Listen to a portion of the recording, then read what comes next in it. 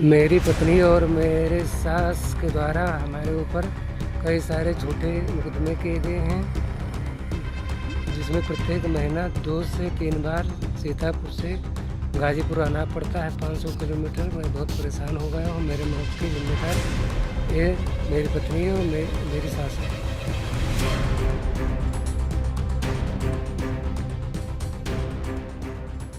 पत्नी की धमकियों से परेशान होकर फिर एक मजबूर पति ने खौफनाक कदम उठा लिया। ये लेटर उसी का सबूत है जो यूपी के एक सरकारी टीचर ने लिखा था, लेकिन अब वो इस दुनिया में नहीं है।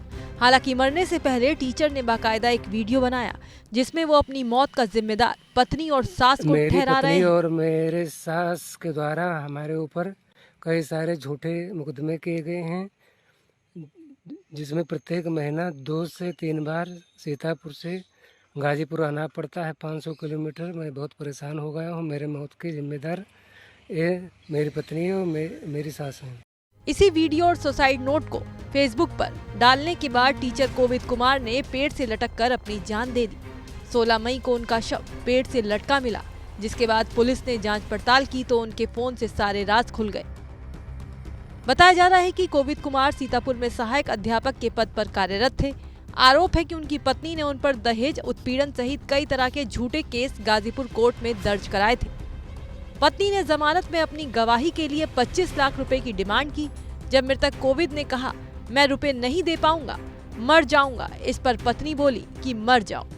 मृतक के पिता ने बताया कि बेटे की बहू दहेज के झूठे केस में फंसाकर जेल भेजने की धमकी देती थी और 25 लाख रुपए की डिमांड कर रही थी।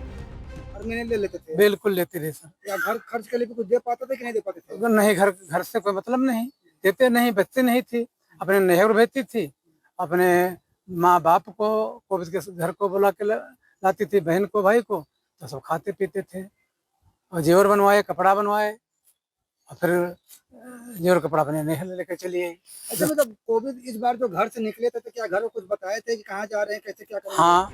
अब इस मामले में पुलिस का क्या कहना है, आइए जानते हैं। अवगत कराना है कि कल दिनांक 16 मई 2025 को थाना कोतवाली पुलिस को यह सूचना मिली कि थाना कोतवाली के अंतर्गत पड़ने वाले अंधाऊ में एक व्यक्ति के द्वारा एक बाग में फांसी लगाकर आत्महत्या कर ली गई है। सूचना मिलने पर तत्काल ही थाना कोतवाली पुलिस तथा फील्ड यूनिट मौके पर पहुंची।